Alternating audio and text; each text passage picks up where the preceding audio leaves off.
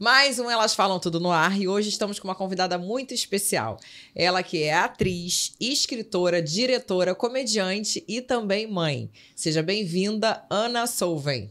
Muito obrigada, Elaine. Um prazer estar aqui com vocês. Muito feliz de estar aqui. Oi, gente. Tudo bom? Ana, primeiramente é um prazer. Sinta-se à vontade. Se apresente para a galera que nos assiste. Se prepare, porque hoje vamos falar um pouquinho sobre o seu mundo. E para começar, conta o significado do seu sobrenome. Então, Solven é um sobrenome belga que, na verdade, não existe no meu nome. Esse é o babado. Eu coloquei o meu nome artístico. Aí eu fico zoando agora que eu, escolhi um nome artístico que ninguém sabe falar. Foi uma escolha excelente, porque todo mundo me chama de Salwen, de Zalwen, ninguém fala certo. Mas, na verdade, ele tem na minha família. Ele é o sobrenome da minha avó paterna. Só que na passagem das gerações, os sobrenomes femininos vão sumindo, Sim. né? Porque só passa o masculino. E aí, na minha geração, assim, entre os meus primos, ninguém herdou o Solven. E aí, eu quis homenagear a minha avó e também me manifestar contra o patriarcado e trazer de volta o sobrenome dela que estava sumindo nessa geração. Só que eu não pensei que ninguém ia conseguir falar direito. Esqueci esse detalhe. Vamos lá, considerando o vasto leque de possibilidades dentro das artes cênicas, o que especialmente te atraiu para atuar na sua carreira de vida? Então, eu acho que, assim, eu sempre quis ser atriz. É meio clichê, assim, mas eu sempre quis, desde criança, sabe? Assim, na minha família é um clássico, porque meu irmão, hoje em dia, ele trabalha com o mercado financeiro. Mas quando ele era criança, ele era obrigado a fazer peça comigo. Eu, desde os 5 anos, fazia peças. Ele é mais novo? Mais novo, 2 anos. E aí eu fazia as minhas peças e obrigava ele. Tem uma história clássica que eu criei um monólogo, que era O Meu Marido Morreu, porque eu morei em Portugal. Aí eu falava com sotaque português e eu ficava meia hora falando: meu marido morreu. Meu marido morreu, com todas as entonações possíveis e meu irmão deitado. Aí de vez em quando ele levantava e falava: já acabou, Ana? Aí eu: não, deita! Aí ele tem trauma, acho que ele não gosta de teatro até hoje, de tanto que eu obriguei ele a fazer. Então, eu sempre quis ser atriz. Aí quando tava na escola, abri o primeiro curso da Companhia Atores de Laura, eu estudava no Pedro II, e aí abri um curso lá, tinha 14 anos, eu falei: mãe, teatro, mas eu meio que já sabia, sabe? Sempre soube, assim, foi bem tranquilo, assim. Quer dizer, só não foi tranquilo porque é teatro. Se fosse medicina, teria sido mais tranquilo. Quer dizer, também teria sido difícil, mas financeiramente melhor. Durante sua formação lá na Unirio, quais foram os aspectos mais desafiadores e recompensadores do curso de artes cênicas? Eu comecei tentando fazer 2 faculdades ao mesmo tempo. Eu acho que isso foi o mais desafiador pra mim, porque meus pais, na hora de escolher, eles sempre me apoiaram a ser atriz, assim, mas eles também tentaram me trazer um dado de realidade, que hoje, sendo adulta... Você consegue... Super entendo, porque realmente é uma profissão bem complexa no Brasil, né? Então, eles falaram: tá, faz teatro, mas faz outra coisa também. Pra garantir. Pra garantir. Aí eu falei: beleza, eu vou pensar. E aí eu não avisei a eles no que eu me matriculei. E aí eu me matriculei em História. Aí depois a minha mãe falou: mas aí não adianta. Não vai dar dinheiro do mesmo jeito. Do mesmo jeito. Artes cênicas e história, querida, não adiantou, não resolveu nada. Mas eu fiquei quase 2 anos fazendo as 2 faculdades ao mesmo tempo. Eu fazia o UERJ, História na UERJ. Caramba. E Teatro na Unirio.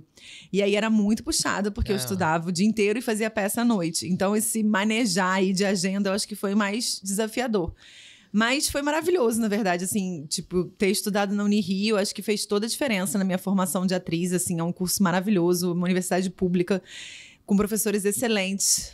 Eu valorizo muito todos vocês que não estão me vendo. E você chegou a se formar também em História? Não, aí chegou uma hora que eu tive que abandonar. Quando eu comecei a ficar com anemia, comecei a ficar doente, assim, porque era isso, era uma faculdade... no Maracanã de manhã, aí de tarde, Unirio, tarde e noite, e peça no final de semana. Ninguém aguenta. Não deu pra aguentar. Não, e não dá tempo nem de estudar, né? Não dava. Mas eu tinha facilidade na faculdade de História, assim, eu dava uma lida e rolava, mas não deu mais. Em que medida a experiência de se especializar no Eccentric Performing Workshop em Portland influenciou seu estilo artístico? Conta um pouquinho aí dessa história. Então, é porque quando eu me formei na Unirio, né, e depois eu fui fazer mestrado. Eu sou palhaça também. E aí, durante muito tempo, assim, meu negócio era só palhaçaria. Então, nessa época, eu fui fazer um mestrado sobre o trabalho de um palhaço.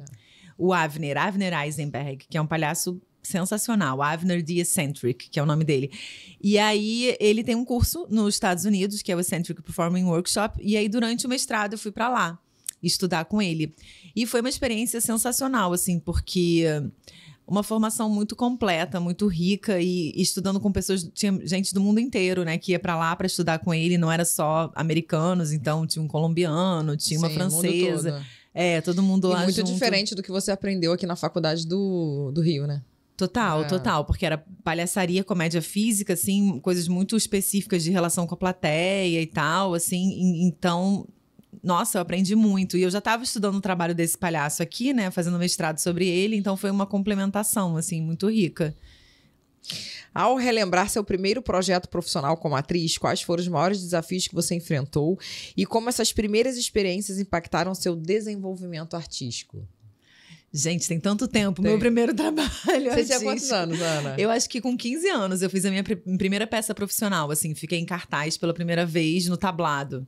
Que eu fiz tablado também. E teus pais, como viram? Não, eles adoravam, assim. Na verdade, assim, eles sempre me apoiaram, admiravam e tal, deram uma força.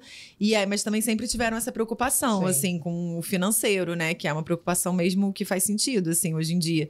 Pensando, né, na realidade, faz sentido. Mas eles sempre apoiaram. Meu irmão, que eu lembro quando eu fui fazer faculdade, ele ficava, cara, faz direito, porque eu sempre fui muito boa aluna. E eu era uma das melhores alunas da turma, sempre. Ele falou, vai desperdiçar tudo isso com teatro? Porque, assim, né, ter esse lugar de achar. Mas você tá realizada. Muito realizada, deu tudo certo. Tem que correr atrás dos sonhos. Deu tudo certo. Isso aí. No início da sua carreira no teatro, quais foram as peças ou personagens que mais marcaram sua trajetória? Deixa eu pensar. Eu acho que teve uma peça que foi muito importante pra mim, que não foi exatamente no início, mas já tem uns 14 anos, que foi quando eu fiz o meu primeiro solo.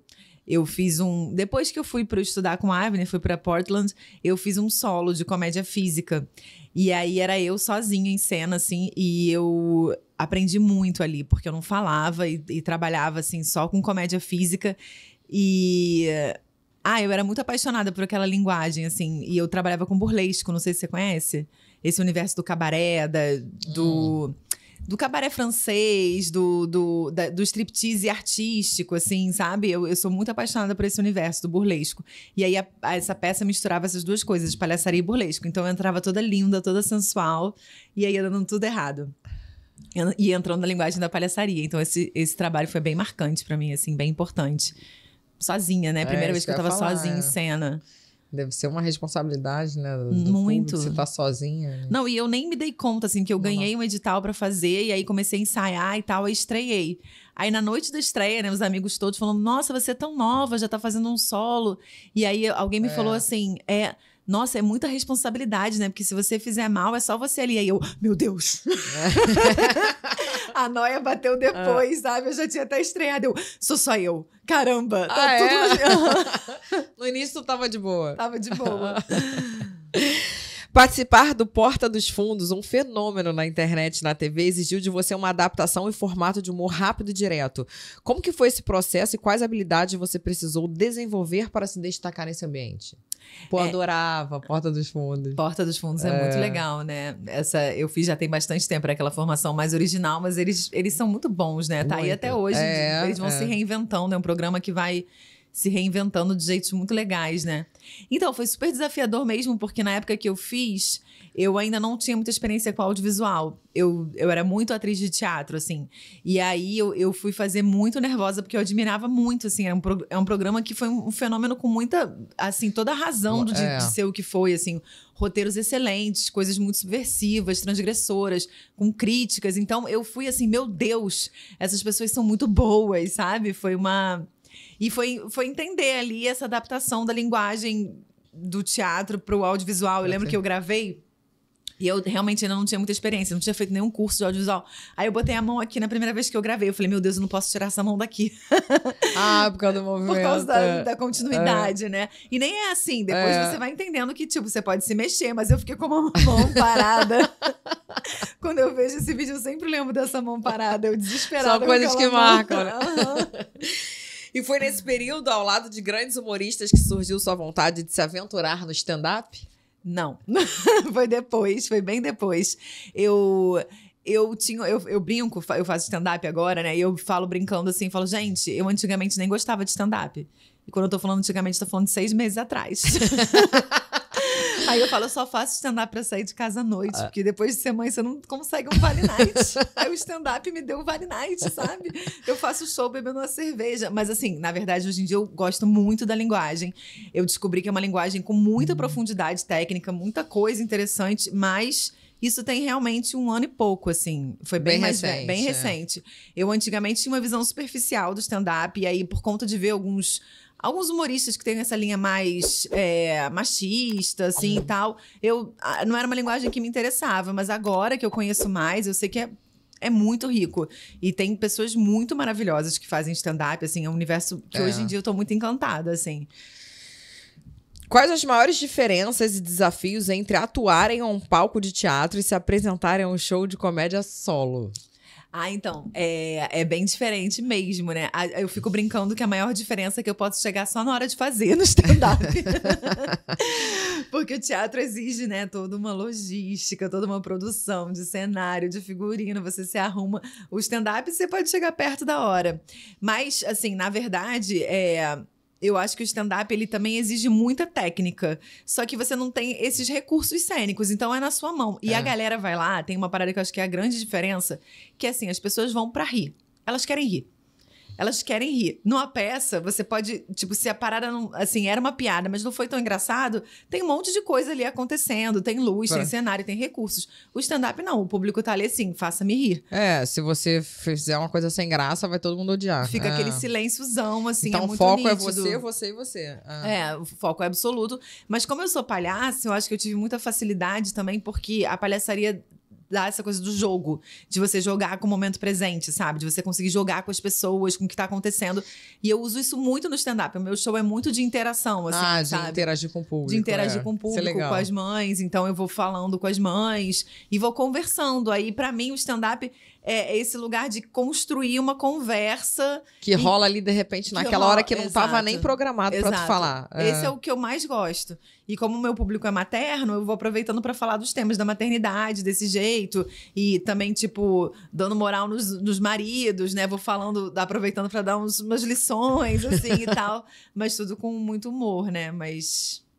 Quem são suas inspirações no stand-up atualmente que tem se destacado no cenário? Dá medo de falar o nome de alguém e esquecer outras pessoas maravilhosas, né? Não, Mas eu vou dizer assim, teve um comediante que foi... Quando eu vi ele, foi aí que eu mudei, que eu entendi que eu tava viajando, assim, que eu tava sendo muito preconceituosa. De não entender mesmo a linguagem, que é o Rodrigo Marques, que é um comediante de Pernambuco. E ele tem um texto muito sofisticado, assim. Você vê que a parada é muito elaborada, sabe? As piadas dele fazem uma construção dramatúrgica muito rica. E ele é muito engraçado. E ele tem uma coisa que eu acho muito cativante, que a figura dele é totalmente diferente da minha. Ele parece que ele não quer ser amado, sabe? Tipo, porque a gente tem muitas vezes, sabe, essa vontade de que as pessoas gostem de você. Eu sou assim também, tenho. Ele não, sabe? Ele tá ali mal-humoradão, bebendo uma cerveja, dando uns tempos, mas ele tem um domínio do tempo cômico muito legal, assim. Eu acho muito inspirador ver ele. E eu também gosto muito da Bruna Luiz, que é uma muito famosa, né? Uma mulher agora que como eu tenho essa coisa de interação com a plateia, a maneira como ela interage eu também acho muito legal. Como que é seu processo, Ana, criativo para desenvolver um material de stand-up? Você busca inspiração em experiências pessoais, igual você falou agora de mãe, ou observações do cotidiano, ou outros temas específicos? O meu stand-up é completamente relacionado à minha vivência pessoal como mãe, assim. E assim, eu vou fazendo os temas conforme as coisas vão acontecendo. O que tá mais forte pra mim naquele momento é o que eu vou falar. Entendeu? Tipo, aí eu vou adaptando, assim, tipo...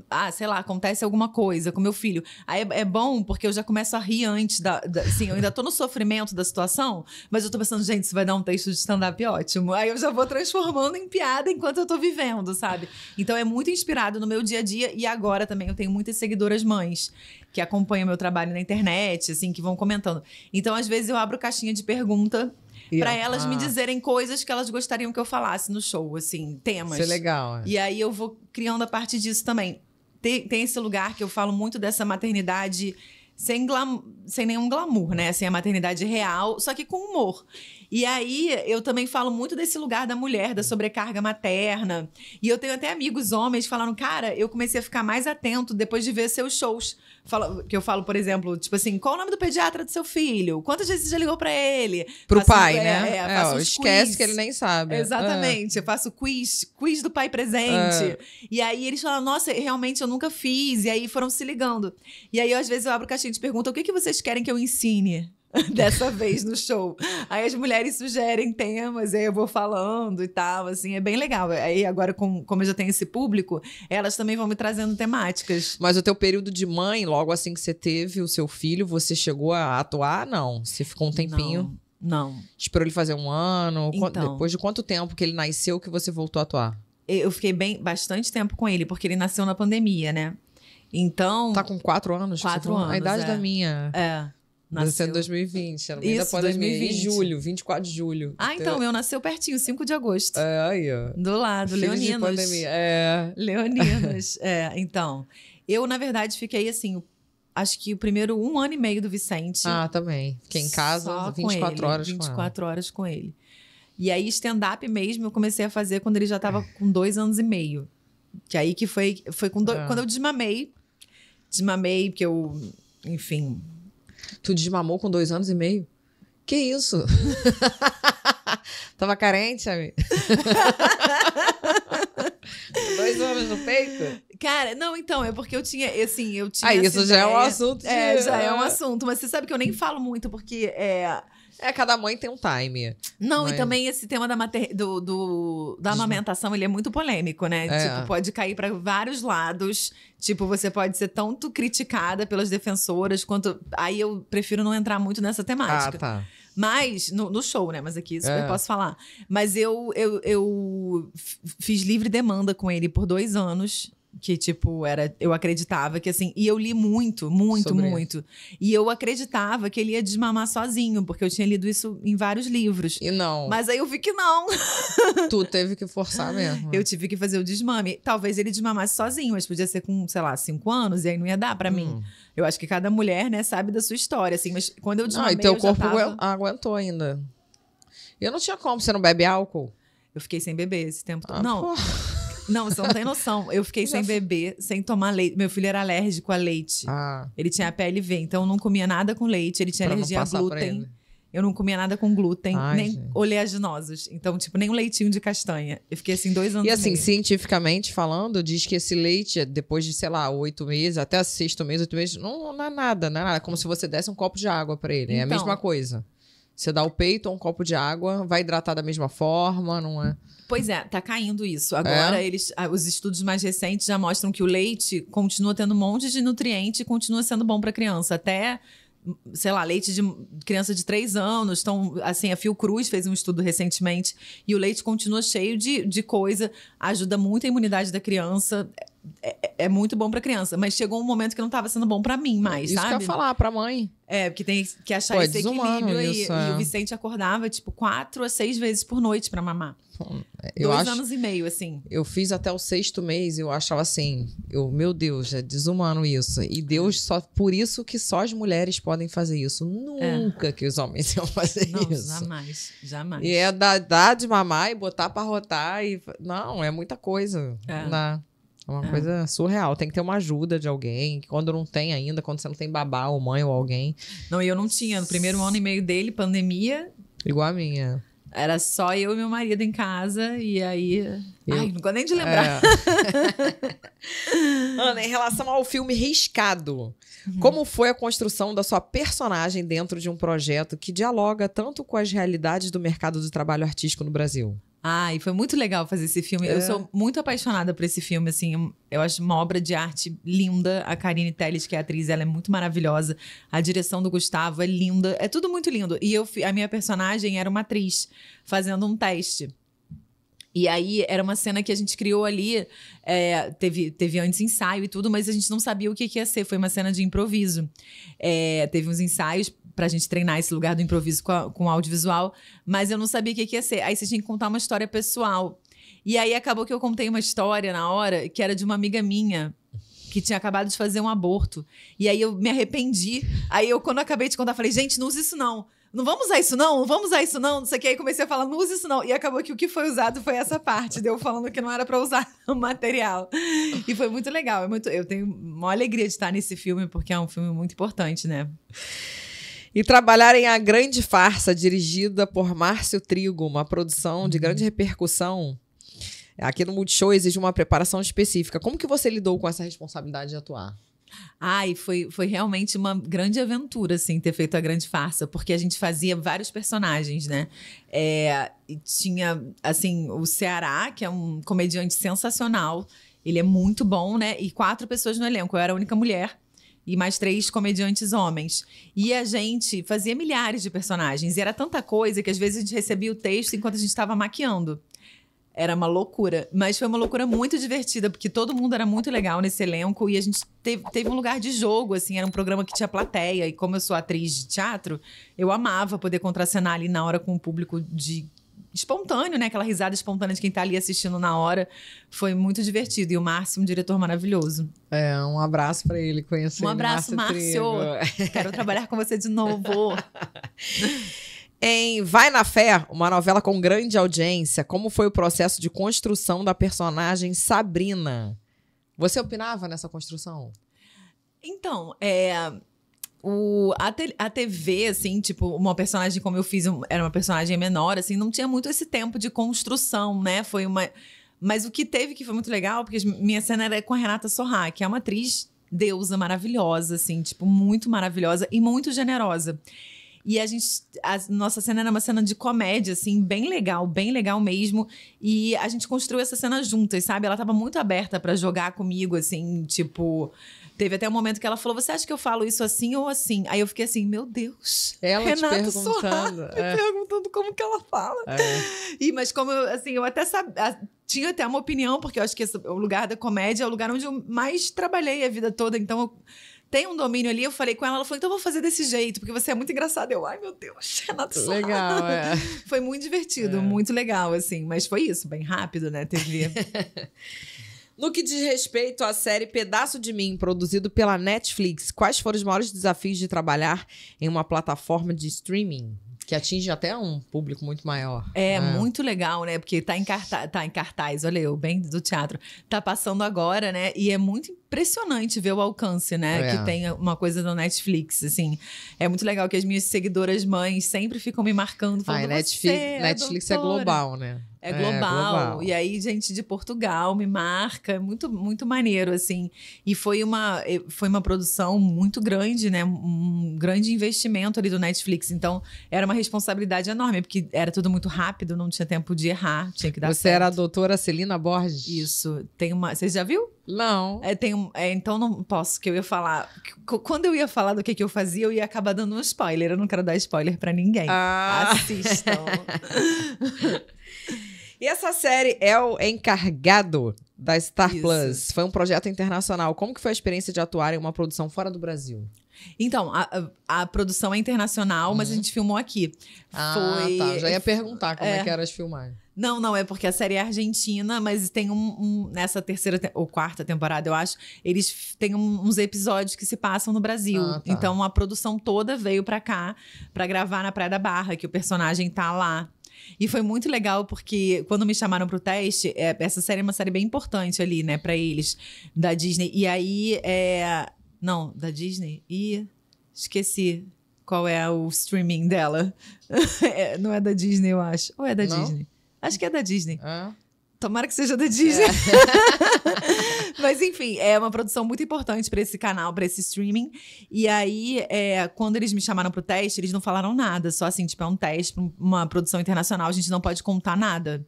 Não pode falar nada sobre o que é, não sei o quê. E aí, eu vi esse nome, eu não conhecia. Ela Encargado. Aí, eu achei que era Ela Encarcerado. Aí, eu falei, nossa, vai ser uma coisa de suspense. Então, tava um clima tão secreto pro teste que eu falei, vai ser um suspense, vai ser um negócio de detetive.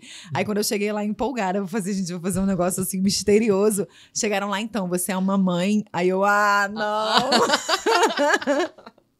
Aí eu fiz um teste pra uma mãe e aí eu passei pra fazer uma mãe. E eu faço uma mãe, óbvio.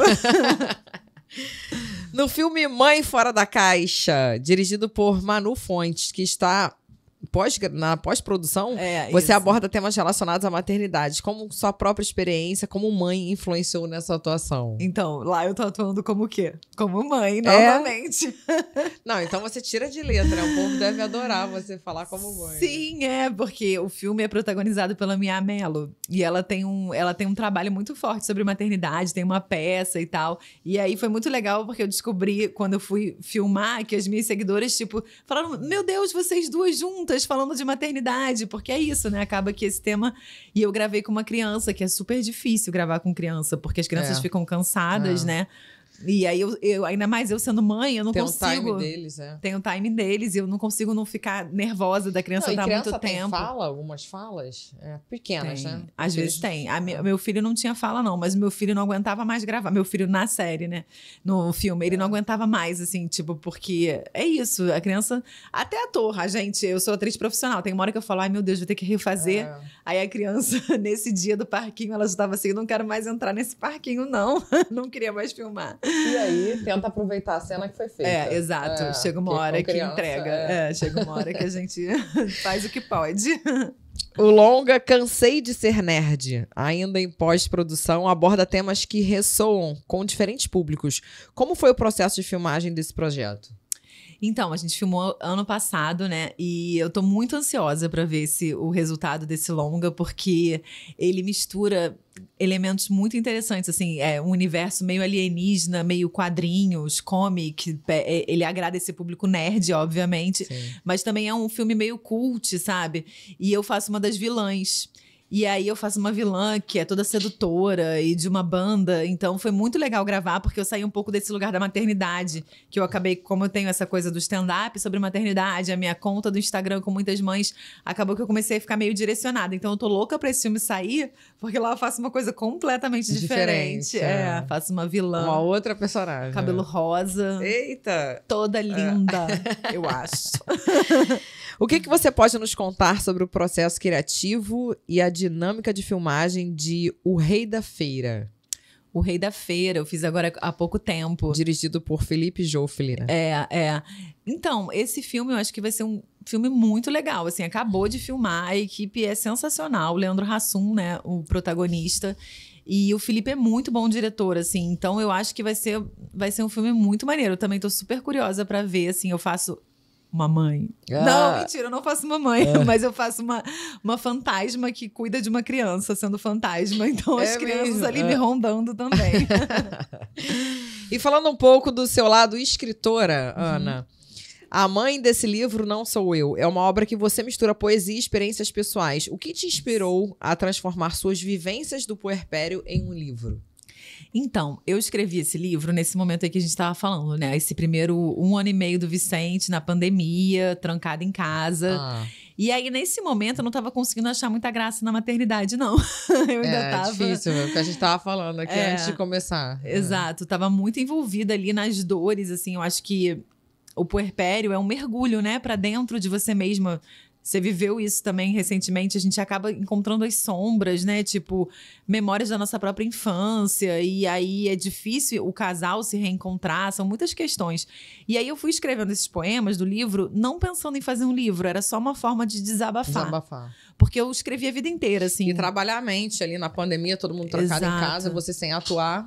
Exato. Aí eu, tipo, tinha uma chance, eu pegava e escrevia um verso. Aí, às vezes, eu tava amamentando, vinha um poema inteiro na minha cabeça, e aí eu ficava ali amamentando, torcendo pro Vicente dormir pra poder escrever, sabe? Foi todo feito assim.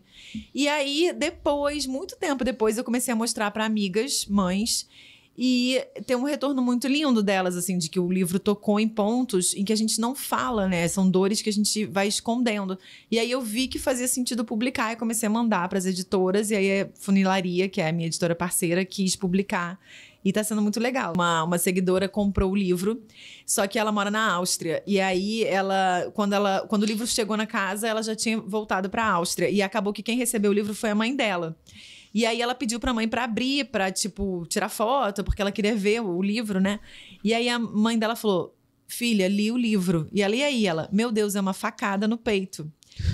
Aí eu falei, gente, é porque ela é uma mãe mais velha, né? Tipo, Outra geração. outra geração que não teve nenhuma chance de olhar, como a gente hoje em dia pode falar dos sofrimentos da maternidade sem que tenha aquela coisa de, ai, se você reclama porque você não ama seu filho. A gente tá desconstruindo isso, né? Mas antigamente não tinha esse tempo. E aí ela falou, nossa, foi o contato com uma dor antiga que eu nem sabia que eu tinha dentro de mim. E aí eu lembrei, eu falei, ai, que bom, é isso, o livro tá curando aí uma mulher que deve ter, tipo, 70 anos. Entendi. E que tá olhando agora pra dor dela, do puerpério dela, que aconteceu há 40 anos atrás, mas que fica ali dentro da gente, né? E qual que é o impacto que você espera que o seu livro tenha sobre os leitores? Então, eu fico muito pensando nas mães, de ser um lugar em que elas possam se identificar com esse lugar dessa tristeza e dessa revirada que acontece ali nessa descoberta da maternidade. E eu espero muito que outras pessoas leiam também que não são mães, mulheres, homens, todas as pessoas, porque eu acho que a maternidade fica um assunto que hoje em dia ele já é falado, mas só por quem é mãe, né? Então, e eu acho que é um assunto que interessa a todas as pessoas, tem que interessar. Os homens teriam que saber muitas coisas sobre a maternidade, até para entender esse período da mulher. Exatamente. O fato da gente não querer dormir junto, ou transar o tempo inteiro, porque a gente tá focado tanto no filho e amamentar que a gente nem tem cabeça pro marido. Exatamente. Eu senti isso, pelo menos, nos 3 primeiros meses. Total, você tá ali, você vira meio bicho, né, no início, assim, você quer proteger. Eu senti um negócio de querer dar o meu corpo só pra minha filha, não pra aquele lado carnal do sexo, sabe? Acho que não combinava, eu não sei, eu não soube, né? Nesses 3 primeiros meses eu não soube me doar ao meu marido. Mas eu acho que assim... Mas eu vi que isso é muito normal, converso com várias mulheres. Muito normal, e a gente tem que falar que é normal, até pra mulher não achar que tem alguma coisa errada com ela, né? Na verdade, errado tá o cara que não consegue compreender esse tempo. Que é um tempo que, na verdade, não tem relógio, né? Vai ser diferente pra cada mulher. É de cada uma. A gente já sai do parto tendo que ficar, sei lá, 40. Eu tive parto normal. Então, ela deu 45 dias a 50 sem sexo. Então, já é uma coisa que, ó, marido, segura aí, me esquece um pouquinho. E, assim, os homens precisam entender esse lado. Total. Em termos de futuro literário, quais temas ou questões sociais você sente que precisa ser abordado ainda e que você gostaria de explorar nos próximos anos? Então, eu acho que tem muitos temas que são importantes serem abordados, mas eu tô já começando a escrever e eu acho que eu vou escrever muito sobre esse lugar da mulher, do reencontro da mulher consigo mesma, porque, assim, eu acho que é o momento que eu tô agora, assim, né? De, tipo, meu filho já tem 4 anos, então o que eu desejo, o que eu sonho para além da maternidade, o que é só da mulher, porque eu acho que a sociedade, a mulher ela não é criada para entender o que ela quer, né? A mulher ela tem essa educação desde menina para servir, para ser boazinha, para escutar, para compreender. E o que a mulher deseja, o que ela quer, o que ela sonha. Então, assim, eu tenho tido muita vontade de falar em termos de literário sobre esse lugar desse despertar, porque eu acho que com 40 anos é muito louco isso, né? Porque falei lá no início, estava falando com você que eu tive um baque de fazer 40 anos. Um baque mais até físico, assim, né? Tipo, sentir esse bigode chinês aqui, tá me incomodando. Mas emocionalmente, eu tô achando incrível ter 40 anos e poder dizer, cara, eu tenho esses desejos, eu gosto disso, eu sou uma pessoa inteligente, eu gosto, porque eu tinha muita dificuldade de assumir meus talentos, sabe? Hoje em dia eu falo, não, eu sou muito boa mesmo. Se alguém me perguntar isso, demora pra mulher, né? Porque o homem, ele já é forjado na autoestima, né? Tipo, o homem já se acha foda desde neném, né? Tá todo mundo ali falando, e a mulher não. Então, esse lugar de despertar da mulher mesmo, assim, que eu tenho vontade de escrever sobre. Maravilhoso, maravilhoso, adorei. Além de atriz, você também é diretora. A transição para a direção e produção foi algo natural para você ou houve um momento específico em que você decidiu, não, agora eu quero ser diretora? Não, foi muito natural, assim. Eu sou professora de palhaçaria também, né? Então, dentro desse ensino, eu já comecei a dirigir muitos números, assim, aos poucos. A direção foi acontecendo aos poucos na minha vida, então foi muito bom. Aí depois eu co-dirigi espetáculos que eu fazia parte como atriz, eu também dirigia. E aí agora eu tô assinando a minha primeira direção sozinha mesmo, assim.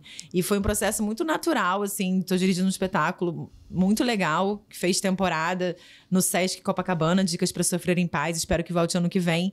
E assim, foi uma experiência muito, muito natural mesmo, assim, acho que foi o meu caminho, foi me levando para lá. Eu nunca pensei, agora serei diretora. Não, os convites vieram e eu fui achando que era bom. Ana, e quais são os principais desafios que você identifica para as mulheres na indústria do entretenimento, especialmente para aquelas que buscam papéis de liderança como diretora e produtora? Eu acho que, assim, a gente está aí na batalha, né, de vencer essa sociedade, essa estrutura da sociedade que ainda é patriarcal, que ainda é muito machista.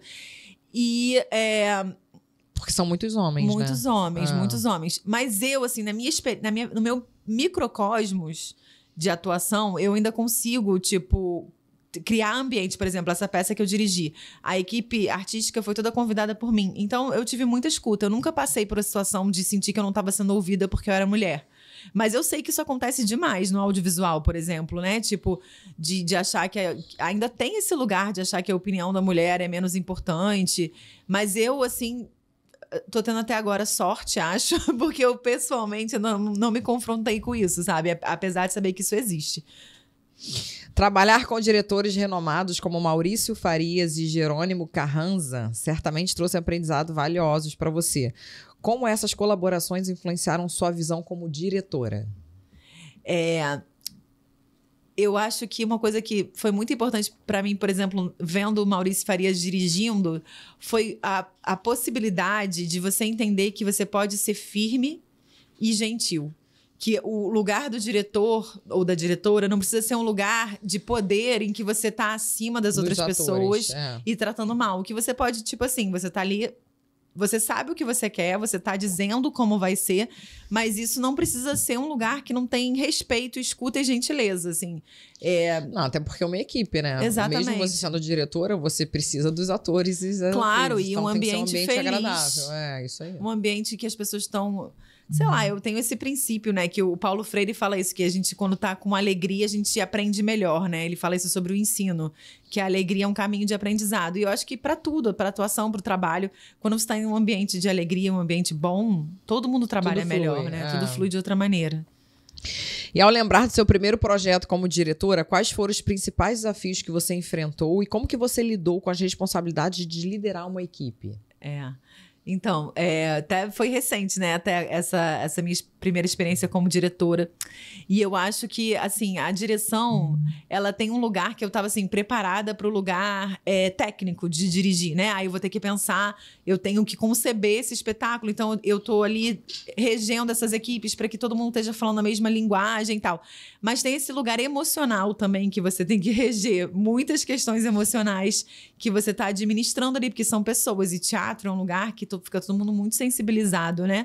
É um lugar de emoção, do emocional ali, de todo mundo muito aflorado. Então, entender esse equilíbrio entre o artístico e esse emocional foi um aprendizado grande, assim. Mas eu já sou, em geral, uma pessoa fofa.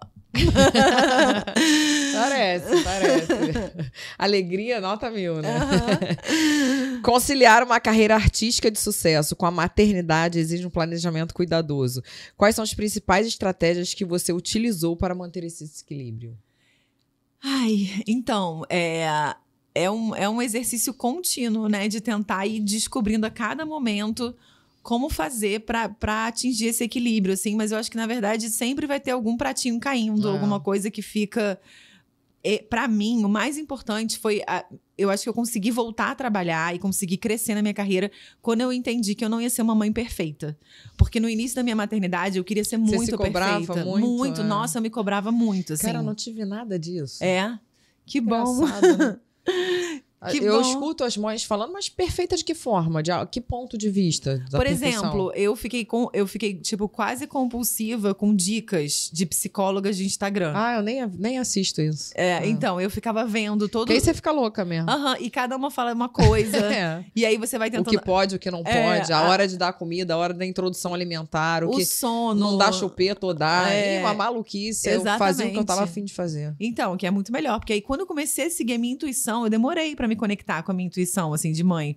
Porque eu fiquei tão obcecada, sabe, por fazer a coisa certa. Eu até falo muito. Isso foi muito bom pro meu stand-up. Porque aí eu fiz muita piada depois disso. Imagino, Aí tem uma história que eu conto que aconteceu, que isso foi muito um start pra mim. Eu falei, cara, tá tudo errado. Que o Vicente tava, assim, com 2 anos e pouco. Aí aquela fase que a criança começa a bater, às vezes, assim. Tipo, aí você tem que... Não sei se isso aconteceu com a sua filha. Ensinar, não faz isso. Isso. A criança bate. Aí eu vi uma psicóloga falando, você tem que falar assim pra criança. Filho ou filha, aqui em casa a gente não bate. Falar. Assim, não é isso, né? Hoje em dia eu já sei, você tem que segurar a mãozinha e falar, não pode, não sei o quê. Mas enfim, eu vi essa psicóloga, falei, vou arrasar. Aí meu filho me deu um tapinha e eu abaixei, assim, olhei no olho dele e falei, filho, aqui em casa a gente não bate. Aí ele, pá, de novo. Aí ele, então vamos pro play, mamãe. Ok, lá eu vou poder. Aí eu, errado, ele não tá. Tá vendo? Tá vendo que loucura da psicóloga? Errado, ele não tava. Porque quando não é verdadeiro, quando você não tá fazendo com o seu coração, seguindo ali a sua verdade, a criança sabe e a criança não te obedece. Você ficou daquela educação de que não pode bater? Você nunca bate no seu filho? Nunca. Eu bato e super funciona. Não bater, eu não bato, não. Isso aí eu acho que dá. Porque eu vejo os filhos das minhas amigas que elas nunca bateram. Eles são capeta, tá? Não, vamos numa festa de criança, ó, não pega isso tudo de doce, não pega isso tudo de doce. Eu já falo assim, Brenda, pega só o que vai comer. Ela pega, mamãe, 2 docinhos, tá bom. Aí vem criança assim, os docinhos caindo e a mãe toda sem graça na frente, porque é uma falta de educação, né? Aí eu falo, tá vendo? Quer educar igual... Eu não entendo essa educação do mimimi, eu sou super contra isso. De que não pode bater, de que não pode falar alto na frente dos outros, que tem que falar, filha, não faça isso, que não sei o quê. Vejo criança dando tapa no rosto de filho. Não pode fazer isso no rosto da mamãe. Pô, gente, pelo amor de Deus. Eu hoje em dia tô entrando num lugar de equilíbrio, de não ser tão assim, tipo... E ele é bacana, teu filho? Te obedece ou aquele que você tem que ficar falando 4, 5 vezes? Não, ele tem que falar mais de uma vez. Mas, Brenda, assim... na segunda, já fala, filha... Mas sabe que eu aprendi, que eu acho que se eu tivesse outro filho, eu usaria a tática do olhar, que é você consegue impor o respeito sem bater, mas não também... Tem como não bater.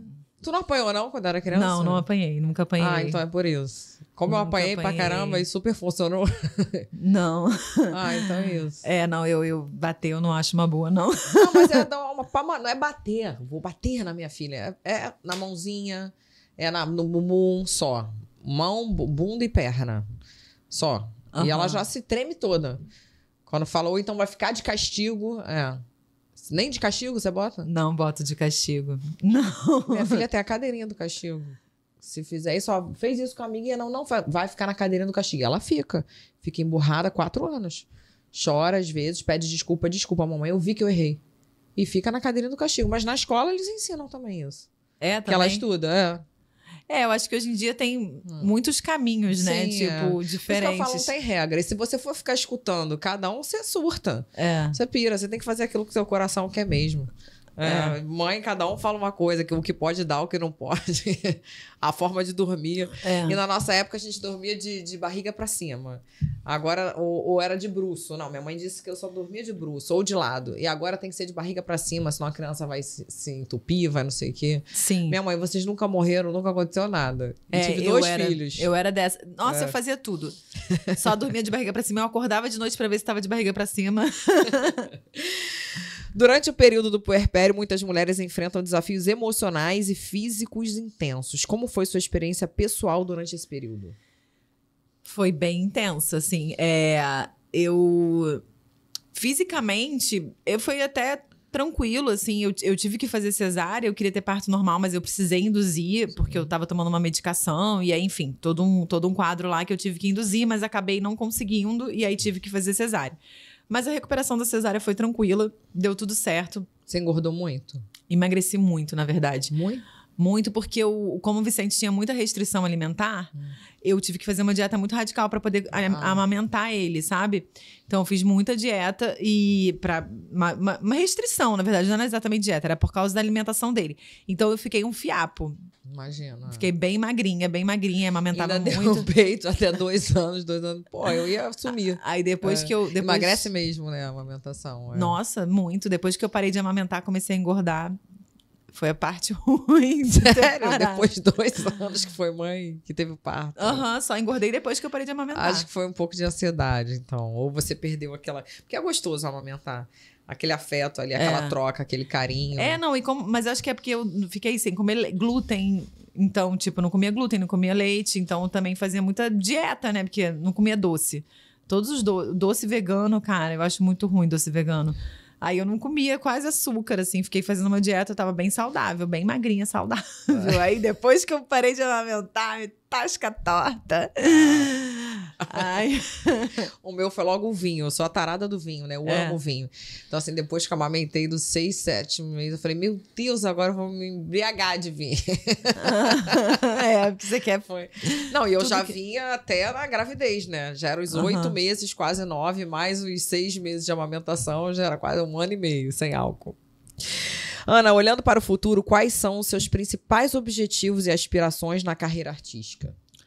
Então, eu tô num momento que eu desejo fazer muito audiovisual, assim, eu tô muito apaixonada por essa linguagem do audiovisual. Eu fiz muito teatro e eu era, assim, eu tinha até uma coisa, eu não quero fazer cinema. Hoje em dia, toda vez que eu faço uma gravação, eu falo, gente, o universo é aqui que eu quero estar, sabe? Eu tô muito apaixonada pela atuação para audiovisual, assim, então eu vislumbro um aprofundamento da minha carreira nessa linguagem e também continuar como escritora e diretora e comediante, palhaça, enfim. E mãe. E mãe,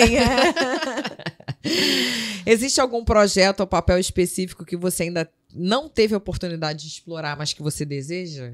Sim, eu acabei fazendo a minha carreira, assim, ela naturalmente se direcionou muito pro humor, né? Eu tenho muito mais atuações na área cômica do que na área dramática, atuações mais sérias. E eu tenho muita vontade de fazer papéis mais sérios também, assim. Porque eu sei que eu tenho esse lugar, sabe? Tipo... Você nunca fez? Fiz, mas pouca coisa. Fiz bem mais coisas cômicas, assim. Então eu tenho muita vontade de atuar mais nesse lugar, assim. Quero fazer um solo que não seja uma comédia. E também, tipo, audiovisual, fazer personagens mais densos no cinema. Desejo. Quero te presentear com 2 rodízios da melhor churrascaria do Rio de Janeiro, Olha, Barra Grill. Maravilha, Barra pra Grill. Você ir com quem você quiser, o dia que quiser. Sensacional, obrigada, Você Barra gosta de Grill. carne? Então, eu tenho, assim, agora eu tô amando, porque às vezes eu fico anêmica, eu tenho tendência a ter anemia. Aí o meu sensor do meu organismo eu começo a olhar pra carne assim, meu Deus, que coisa maravilhosa que é um bife. Aí eu já sei, eu tô anêmica. Aí eu tô nessa fase, vai ser perfeito. Aí eu fico super desejando carne. Agora, Ana, antes de terminar, eu quero saber o conselho mais importante que você daria para as artistas emergentes que estão começando suas carreiras com base nas experiências e aprendizados que você acumulou ao longo desses anos. Eu acho que eu daria o conselho de... Se é isso que você deseja, se você vê que esse é o único caminho possível, porque eu acho que assim, é uma profissão que exige muita dedicação e exige um grau aí de sacrifício e às vezes até de apoio, porque assim, até você conseguir se sustentar demora, assim. Mas se é isso mesmo, então você vai com tudo e estuda. E estuda muito, porque assim, é uma carreira que para você ser bom, você precisa estudar e ler. Leia muitos livros, porque a literatura, eu acho que ela é um caminho que enriquece muito, assim, a sua criatividade, o seu aprendizado. Então, bora estudar e bora trabalhar. Eu acho que é isso. Ana Solven, foi um prazer te receber Prazer, aqui. querido, eu adorei. Com certeza vou assistir qualquer coisa sua. Você me avisa. Sim, te aviso sim, com certeza. Eu quero dar muitas risadas com você. Tá ótimo, querida. Obrigada. E lembrando que na próxima quinta-feira temos um novo episódio. Não se esqueça de se inscrever no canal, ativar o sininho para receber as notificações e ficar por dentro das entrevistas maravilhosas. Beijo e até a próxima.